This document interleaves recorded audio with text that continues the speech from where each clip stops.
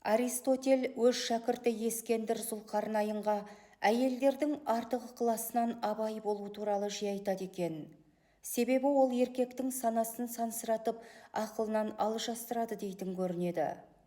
Кеңес Ескендірге айтылғанмен айып әрдайым бізге артылады.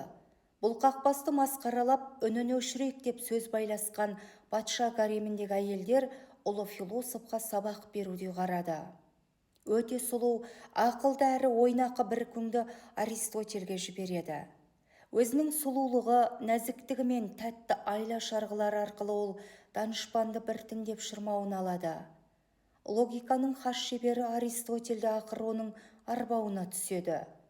Бір күні күң еркелей жымиып: «Ұлы ұстаз, атқа ұқсап тұршы, мен сенің арқаңа мініп жүргім келеді» деп тосын өтініш жасайды. Қылығы тәтті жас сайқалдың еркелігіне Аристотель ойланбастан келіседі.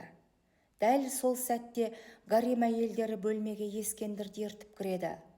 Күң атқып мініп жүрген ұстазын көрген Ескендір: «Ұстаз, сен маған әйелдерден аулақ бол деп үйретуші едің.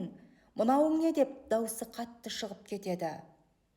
Данышпанның аты данышпан ғой. Аристотель асықпай орнынан тұрып, үстіндегі шаңды қағып, сабырмен жымиып: «Қымбатты патшам, мұның бәрі сен үшін берілген сабақ. Өзің ойланып көр, егер әйел сенің ұстазыңды атқа айналдыра алса, сені бір-ақ сәтте есекке айналдыра алатынына енді көзің жетті ме?» дейді.